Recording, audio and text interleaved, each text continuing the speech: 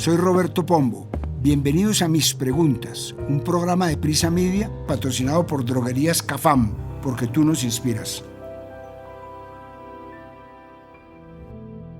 El mundo registra temperaturas cada vez más altas. Fenómenos como inundaciones, sequías y tormentas son cada vez peores y el calentamiento global es el responsable. ¿Qué innovaciones tecnológicas pueden ayudarnos a revertir este efecto? Para este capítulo hablamos con Alicia Lozano Vila, directora de Relacionamiento del Instituto Humboldt, con el académico Moisés Wasserman, exdirector de la Universidad Nacional, con el exviceministro de Minas Manuel Mayhuasca, con Camilo Herrera, fundador del Radar, y con Carlos Herrera, vicepresidente de Desarrollo Sostenible de la ANDI. Soy Roberto Pombo y este es el capítulo 115 de Mis Preguntas. Bienvenidos. Hace poco se me vinieron a la mente una oleada de recuerdos de los últimos años de la década de 1990, cuando estábamos a punto de comenzar un nuevo milenio y el mundo se sumía en una especie de expectativa, angustias y esperanzas por lo que iban a traer los siglos de los años 2000. Por esta época volvió a hacerse famoso un personaje que existió muchos siglos atrás, Michel de Nostradamus. Ante esa especie de incertidumbre, este profeta del siglo XVI volvió a tener relevancia. Si de casualidad no sabe de quién hablo, Nostradamus era un boticario francés que luego comenzó a hacer calendarios y gracias a su éxito se convirtió en el astrólogo de varias personas de la alta sociedad. Luego escribió su primer libro, Las Profecías, en el que en cuartetas poéticas, metáforas, palabras en griego y latín y con un lenguaje bastante críptico y oscuro, contenía profecías sobre lo que iba a ocurrir en el mundo. Pero como era de esperarse, no se trataba de alguien que podía sentarse y recibir las imágenes de lo que ocurriría en el futuro, sino de varias técnicas mezcladas para dar la ilusión de profecía. Por ejemplo, precisamente el lenguaje oscuro, críptico y poco claro sirve para que su interpretación sea más libre o profetizar hechos que pasan con frecuencia o genéricos, como objetos que caen del cielo, desastres naturales, guerras o hambrunas. Y aunque Nostradamus es quizás uno de los profetas más famosos de la historia, no ha sido el único. La figura de personas con poderes especiales que ven el futuro es tan vieja como la misma humanidad. Desde los oráculos de Delfos en la antigua Grecia, las sibilas o los profetas de la Biblia como Isaías, Jeremías, Ezequiel y Daniel. Pero con el paso de los siglos, quienes tienen cierta capacidad de ver algunos hechos del futuro son personas diferentes y su guía ya no es Dios o su fuente ya no es un poder sobrenatural, sino ciencias como la matemática, la física o la química. Las profecías se convirtieron entonces en pronósticos y cada vez se fueron convirtiendo en predicciones menos crípticas y confusas y cada vez más claras y acertadas. Y quizás una de las predicciones más precisas se hizo en 1837 y es bastante desconocida. La hizo Joseph Fourier, un matemático y físico francés que pasó su carrera reflexionando sobre la mecánica y las ecuaciones que rigen la transferencia de calor. En un artículo publicado ese año en The American Journal of Science and Arts, conjeturó que durante un largo periodo de tiempo la cantidad de calor retenido por la atmósfera podría cambiar, alterada tanto por la evolución natural de la Tierra como por la actividad humana, en la que dijo, abro comillas, el establecimiento y el progreso de la sociedad humana y la acción de las fuerzas naturales pueden producir en regiones extensas cambios notables en el estado de la superficie, la distribución de las aguas y los grandes movimientos del aire. Esos efectos, en el curso de algunos siglos, deben producir variaciones en la temperatura media de esos lugares. Cierro comillas.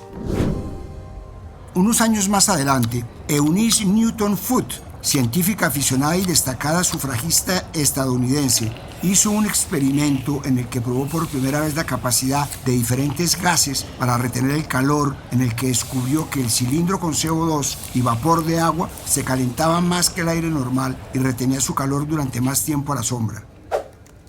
Cuando escribió sobre su experimento en The American Journal of Science, Foote hizo una observación inquietantemente profética. Lo que sucedió dentro del frasco de CO2 también podría sucederle a nuestro planeta. Abro comillas. Una atmósfera de ese gas le daría a nuestra Tierra una temperatura alta. Cierro comillas. Ese descubrimiento es quizás uno de los pronósticos más acertados y hoy, casi 2 siglos después, lo vemos con claridad. Por los días en que escribo este capítulo, el mundo atraviesa episodios climáticos bastante dramáticos. En Colombia, luego de varios meses de sequías extremas que han sumido a varias ciudades en crisis de agua, comenzó una temporada de lluvias torrenciales que han causado desastres en regiones como La Guajira y el Chocó. Días de lluvias intensas sobre el desierto del Sahara, el más cálido del mundo, provocaron inundaciones que no se veían desde hace más de 50 años. Y en la Comunidad de Valencia, en España, las lluvias inundaron varias ciudades. Estos son solo algunos de los fenómenos que han ocurrido en los últimos meses, justo después de que en julio de este mismo año se haya batido el récord de las temperaturas más altas de las que hay registro. Este último dato se pone peor. De acuerdo con la ONU, hasta agosto de este año fueron 14 meses consecutivos en los que la temperatura fue subiendo y rompiendo su propio récord. Lo que quiero ilustrar es que el calentamiento global está avanzando a pasos agigantados y es el resultado acumulado de décadas de acción humana y de gases de efecto invernadero como los que predijo la doctora Foote, que se han acumulado en la atmósfera. ¿A qué se debe esto? Bueno, a lo que se conoce como gases de efecto invernadero, el CO2 o dióxido de carbono que producen los vehículos que funcionan con combustibles fósiles, como los derivados del petróleo y el gas, y que funcionan como una especie de cobija que retiene el calor que el planeta expulsa en la atmósfera de la Tierra, lo que hace que se quede y las temperaturas suban. ¿Cambiaremos los humanos nuestros hábitos de producción y consumo para revertir el calentamiento global? Le trasladé la inquietud a Camilo Herrera, filósofo, economista y fundador de Radar, y esto me dijo. Lo que la historia nos ha demostrado es que para que las personas cambien sus hábitos de consumo y por lo tanto las industrias cambien, es que tienen que haber incentivos muy fuertes o regulaciones muy precisas para que esto ocurra. El caso del consumo de cigarrillos quizás es un buen ejemplo para entender esto. Caso totalmente contrario es el de etiquetado de alimentos. El gran reto es que, si bien podemos cambiar nuestros hábitos de consumo y de producción, fenómenos nuevos que surgen en el horizonte como la inteligencia artificial demandan tanta energía que causan una presión adicional al tema del cambio climático. La reflexión que tenemos que hacer como consumidores es mucho más profunda que simplemente no usar plásticos, no consumir ciertos bienes o servicios, sino entender que vivimos en un planeta limitado, con recursos limitados, pero con una capacidad de consumo absolutamente infinita. El problema es serio y los gobiernos del mundo y la ONU vienen intentando lidiar con él desde hace décadas. Fue en 1972, en la primera conferencia de las Naciones Unidas sobre el medio humano, que tuvo lugar en Estocolmo, que se comenzó a abordar el tema y en la que se reconoció la importancia de proteger el medio ambiente y sentó las bases para la colaboración global en temas ambientales. Pero no fue sino desde 1988 cuando se fundó el Grupo Intergubernamental de Expertos sobre el Cambio Climático y en 1992 se celebró la Cumbre de la Tierra en Río de Janeiro, donde se firmó la Convención Marco de las Naciones Unidas sobre el Cambio Climático, el primer tratado internacional para abordar el problema del cambio climático. Desde entonces, la ONU ha liderado iniciativas como el Protocolo de Kioto en 1997 y el Acuerdo de París en 2015 para reducir las emisiones de gases de efecto invernadero y mitigar el cambio climático. Este último es el más importante porque fue en el que las partes acordaron limitar el aumento de la temperatura a 1,5 grados centígrados. De acuerdo con estimaciones hechas por investigadores del Global Carbon Project, este año se va a terminar con un incremento del 0,8% de la temperatura respecto a los niveles de 2023. Y si abrimos la comparación desde el año 2015, año en que se firmó el acuerdo, el crecimiento de las emisiones del sector fósil que produce carbón, petróleo, gas y cemento ha sido del 7,78%, todo lo contrario a lo que proponía el convenio. De hecho, el año pasado las emisiones de CO2 alcanzaron un nuevo récord, 40.900 millones de toneladas de este gas que causa el aumento de la temperatura fueron lanzadas a la atmósfera. Según el informe Global Carbon Budget, con el actual ritmo en el que la humanidad emite estos gases a la atmósfera, Hay un 50% de probabilidades de que en los próximos 7 años el calentamiento global supere el umbral del 1.5 grados centígrados, por encima de los niveles térmicos de la era preindustrial. Analiza uno el panorama y solo queda preguntarse, ¿podemos confiar en que los tratados y convenios para reducir el impacto del calentamiento global funcionen? Esto me contó Alicia Lozano Vila, directora de Relacionamiento del Instituto Humboldt. La respuesta es muy sencilla y es que sí o sí tenemos que confiar en los tratados y en los convenios internacionales que se están suscribiendo para contrarrestar los efectos de la acción del hombre en el entorno. Y esto no solo aplica para la agenda climática, sino para la agenda de biodiversidad o para cualquier otra, agenda multilateral ambiental. Y es que sin duda toda esta agenda climática está llena de frustraciones y el sistema multilateral no siempre ha resultado ser efectivo, pero quisiera simplemente dejar sobre la mesa un caso exitoso y es el del Protocolo de Montreal. A finales de los años 80 se suscribió este protocolo que deriva del Convenio de Viena y gracias a esta acción que se emprendió en esa época, hoy en día ya nadie está hablando de los SAOs, que son las sustancias agotadoras de la capa de ozono, de los HFCs, que son los hidrofluorocarbonos, y finalmente todo lo que iba a pasar o cómo se veía en los años 90, lo que puede hacer hoy en día la situación frente a la capa de ozono, pues la acción colectiva que se emprendió en ese momento revirtió todo lo que estaba pasando y hoy en día ya no estamos hablando de un hueco gigantesco en la capa de ozono que ponía en riesgo la subsistencia misma de este planeta. Entonces, sí se pueden hacer las cosas, pensemos que es viable y empecemos a actuar. Hace poco más de una semana, el diario The Guardian publicó un artículo con un título bastante elocuente. No hay señales de la prometida transición desde los combustibles fósiles mientras las emisiones alcanzan un nuevo récord. En el texto se explica lo que ya conté, que contrario a lo que se necesita para revertir el calentamiento global, la producción de combustibles fósiles y sus efectos siguen aumentando. Según citan en el artículo, la profesora Courtney Lequer de la Universidad de East Anglia afirmó que, abro comillas, la transición hacia el abandono de los combustibles fósiles no se está produciendo todavía a nivel mundial, pero nuestro informe destaca que hay 22 países que han reducido significativamente sus emisiones. Cierro comillas. El consumo de petróleo aumentó un 0,9%, impulsado en particular por los vuelos internacionales. Este estudio también calcula las emisiones de CO2 que resultan de la destrucción de los bosques, algunas de las cuales se compensan con la generación de árboles en otros lugares. Estas emisiones han disminuido alrededor de un 20% en la última década, pero aumentaron en 2024 por el efecto desecante del Niño, que aumentó las sequías y los incendios forestales en regiones clave. Todo esto sucede cuando está a punto de comenzar la COP29 sobre cambio climático en Bakú, capital de Azerbaiyán. La ministra de Ambiente, Susana Muhammad, hizo un llamado a los países del G20, los países con las economías más fuertes del mundo, para cumplir las metas propuestas en el Acuerdo de París.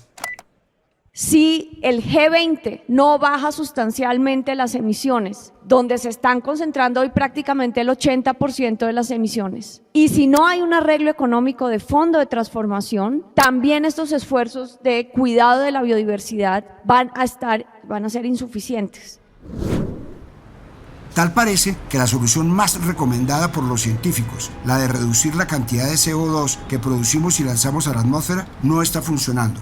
Sin embargo, en el panorama parecen vislumbrarse otras alternativas, las tecnológicas.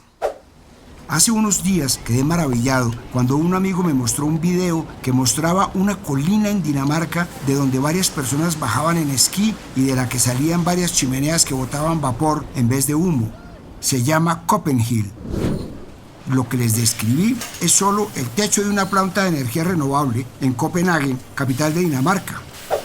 Este proyecto, diseñado por el despacho de arquitectura Jack Ingels Group, buscaba cambiarle la cara a las fábricas que siempre han tenido un aspecto hostil. Pero más allá de la maravilla arquitectónica que es, su impacto ambiental es lo más importante. Copenhill utiliza un sistema de incineración avanzado para procesar residuos no reciclables y convertirlos en energía y calefacción. La planta quema estos residuos y genera vapor que impulsa turbinas para producir electricidad y calor. La energía generada proporciona calefacción a alrededor de 150.000 hogares en Copenhague. mientras que la electricidad abastece a unos 60.000 hogares. Este proceso se conoce como Waste to Energy, de residuos a energía. El sueño de que la tecnología cambie el destino de la humanidad se ha ido cumpliendo, pero no de la forma imaginada. La ciencia ficción siempre ha sugerido la capacidad de conocimiento y ciencia del humano para escapar del planeta luego de un desastre ambiental, como la película Interestelar, en la que científicos buscan la oportunidad de enviar una colonia de humanos a un planeta que tiene las capacidades de albergar vida. Siempre hemos creído que la ciencia va a llegar como si se tratara de un milagro de última hora a salvar la humanidad. Hasta ahora lo ha hecho con vacunas, desarrollo de tecnologías médicas o alimenticias. Porque si por un lado sí estamos frente al que quizás sea el problema más apremiante de la humanidad, del que debemos hacernos cargo, no podemos caer en el catastrofismo o en la parálisis por un apocalipsis que es reversible. Un informe del Grupo Intergubernamental de Expertos sobre el Cambio Climático, ganadores del Premio Nobel de Paz en 2007 por su labor en materia de cambio climático, mostró que ha habido desarrollos prometedores en tecnologías bajas en carbono.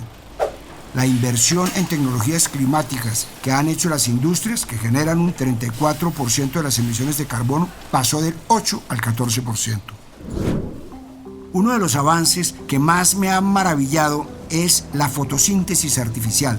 Sí, la misma fotosíntesis que hacen las plantas para convertir la luz del sol en energía, solo que en vez de plantas son dispositivos que capturan la luz solar y la convierten en energía química, transformando el dióxido de carbono y el agua en hidrocarburos o hidrógeno. La ciencia espacial también ha servido para ser aplicada contra el calentamiento global. En primer lugar está lo obvio, y es que los satélites han servido para monitorear la capa de ozono, los océanos y en general otros indicadores, pero luego están otros desarrollos como centrales eléctricas espaciales orbitales que crean granjas solares en el espacio y que luego transmiten energía a la Tierra. En este punto usted dirá que es lo mismo que los paneles solares que usamos en muchos lugares, pero resulta que la atmósfera de nuestro planeta refleja y absorbe la radiación solar, por lo que los paneles en el suelo no funcionan con una eficiencia óptima del 100%. Otro ejemplo que me maravilló es un instrumento llamado Experimento de Utilización de Recursos In Situ de Oxígeno en Marte, MOXIE por sus siglas en inglés, que fue enviado a Marte con el rover Perseverance de la NASA y que produjo con éxito un total de 122 gramos, 4,3 onzas de oxígeno marciano utilizando dióxido de carbono en la atmósfera del planeta rojo. A todo esto hay que sumarle tecnologías de bajo consumo y de pocos residuos, como los vehículos eléctricos o los sistemas de uso de recursos más amables, como los sistemas de riego inteligente. La agricultura consume el 70% del agua dulce disponible en el mundo. Un documento de la Convención de las Naciones Unidas sobre el Cambio Climático explica que desde el inicio el desarrollo y la transferencia de tecnologías han sido fundamentales para apoyar la acción contra el cambio climático. En 1992, cuando los países establecieron la convención, incluyeron disposiciones específicas sobre tecnología en el texto original. Y la inversión de estados y capital privado en estas tecnologías no ha sido poca. Según un informe de la firma de contabilidad PwC, en 2023 la cantidad invertida en todo el mundo por capital de riesgo y capital privado en empresas emergentes de tecnología climática, en proyectos que van desde la captura de carbono y el hidrógeno verde hasta la reducción del desperdicio de alimentos y la limpieza de la industria pesada, totalizó $490.000 millones, más que el Producto Interno Bruto de países como Paraguay, Islandia o Mongolia. Y de acuerdo con el estudio ¿Cómo puede la tecnología contribuir significativamente a la mitigación del cambio climático?, hecho por el Banco Central de Francia, solo un escenario compuesto que combine estas herramientas tecnológicas con un aumento realista en el precio de las energías sucias permitiría alcanzar los objetivos climáticos que se propusieron las partes en la COP21 de limitar el calentamiento global a menos de 2 grados centígrados para 2100. Sin embargo, implementar este plan requiere coordinación internacional y debe iniciarse de inmediato. El documento también concluye que la tecnología es esencial para alcanzar los objetivos climáticos, pero su éxito depende de un enfoque global y coordinado, algo complicado bajo la actual situación geopolítica. Y otro pero que hay que agregarle al efecto de la tecnología como solución al calentamiento global lo trae el cuarto informe anual sobre el estado de la tecnología climática, que reveló que los inversores están ampliando su búsqueda de potencial de crecimiento e impacto climático. Y si bien la necesidad de tecnología climática sigue aumentando, pero la inversión de capital en empresas emergentes ha disminuido por segundo año en medio de las duras condiciones de los mercados privados. Busqué al ex viceministro de Minas, Manuel Mayhuasca, para preguntarle qué tan posible es que las tecnologías ambientales puedan masificarse. Esto me respondió. Algunas tecnologías ya se han masificado, pero no todas las tecnologías se van a masificar y tampoco se van a reemplazar los combustibles fósiles. Entonces vamos a tener que convivir con varias tecnologías. Tal vez la promesa más grande que existe de tener una tecnología que tenga energía confiable y que sea energía muy limpia es la nuclear, pero eso todavía le falta un tema en cuanto a regulaciones y avances tecnológicos. Entonces te diría que todas las tecnologías bienvenidas, no hay ninguna que tenga todos los atributos y vamos a tener que convivir con todas y con una esperanza grande de que la nuclear entre en su full potencia. Le hice la misma pregunta a Carlos Herrera, vicepresidente de Desarrollo Sostenible de la ANDI, y esto me dijo. Bueno, las tecnologías ambientales son uno de los mejores caminos para la descarbonización. Sin ellas no lo lograremos y su masificación depende de muchos factores. Primero quisiera citar como su importancia en el hecho que ya muchas de las tecnologías son comunes y hoy se están aplicando. Por ejemplo, lo que es las relacionadas con energía, la energía solar, la energía eólica avanza en el mundo y en el país, sobre todo la eléctrica. Estas tecnologías pueden complementarse con otros usos, por ejemplo la biomasa, que ya están, digamos, en fase de experimentación, en fase de implementación, pero aún son pequeñas. Por el lado del transporte tenemos muchos tipos de tecnologías, por ejemplo, relacionadas con el hidrógeno, con los carros eléctricos, que también juegan un papel importante en la descarbonización. En el tema de procesos industriales hay muchísimas oportunidades en el tema de economía circular que pueden ser útiles. Igualmente, uno de los grandes desafíos se encuentra en el sector agricultor y diría como en último frente grande todo el tema de tecnología aplicada de la cuarta revolución industrial. Para masificar esta tecnología requerimos, digamos, un marco de políticas e instrumentos importantes que los gobiernos pongan en práctica para acelerar, por ejemplo, que haya más cargadores de carros eléctricos, que haya incentivos para el uso y el aprovechamiento de residuos, que haya un marco de políticas y de incentivos que promueva el hidrógeno. Entonces sí creemos que las tecnologías son camino y en la medida que el sector privado y el sector público trabajen para impulsar su implementación, seguramente tendremos una descarbonización más acelerada. Y aunque no se trata de tecnología, hay otros factores ambientales que pueden ayudarnos a controlar el calentamiento global. Según un estudio publicado en la revista académica Current Biology, bajo tierra, intrincadas redes de hongos trabajan junto con las plantas para absorber cantidades masivas de carbono equivalentes a más de 1/3 de las emisiones anuales de combustibles fósiles del mundo. ¿Pero basta la tecnología por sí misma para salvarnos de los peores efectos del cambio climático? Este asunto lo abordó una investigación de la Universidad de Oxford. ¿La innovación dirigida mitiga el daño climático? Que demostró que no podemos simplemente innovar para salir del peligro.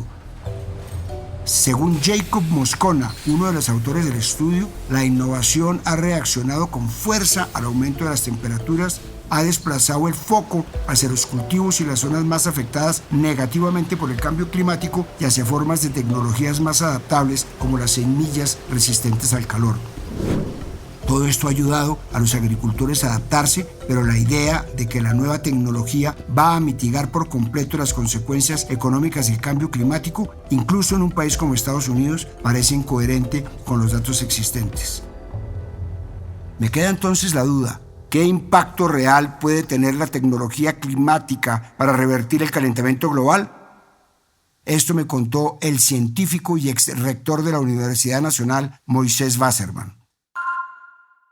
Pienso que la tecnología no solamente que tiene un impacto real, sino que me parece que es la única solución realista que tiene la humanidad para revertir el calentamiento global. Hay que partir primero que todo de la conciencia de que somos hoy en día una especie con 8.000 millones de individuos sobre la Tierra y nosotros dependemos en forma absoluta para nuestra existencia de la energía. Dependemos para la producción de alimentos, dependemos para todas nuestras actividades, iluminación, calentamiento, enfriamiento, movilidad y movilidad de alimentos, mejor dicho, para todo. Y todo esto requiere energía. La estrategia de disminuir la cantidad de CO2 producido es una estrategia sumamente limitada y muy difícil. Hoy en día se están desarrollando realmente muchos métodos, todos ellos tecnológicos, dirigidos a disminuir el calentamiento. Los más conocidos, pues, que son